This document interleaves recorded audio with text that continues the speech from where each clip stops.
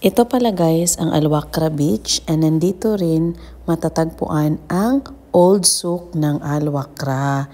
And we were just exploring around the area. Ayun, may mga kabayo, may mga tao, may mga tindahan. We are strolling and enjoying the beauty that we see. May dagat dyan, merong mga barko dyan, may mga naliligo. And we found out that there are two parts of the beach, the noisy one and the quiet one. Yung noisy, nasa likod ko yun, doon banda, may mga madaming taong naliligo. While this place, nga nandito ako nagsasalita, it's quiet, it's for the introvert guys. And alam nyo na.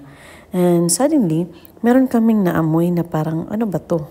Parang malakas na amoy.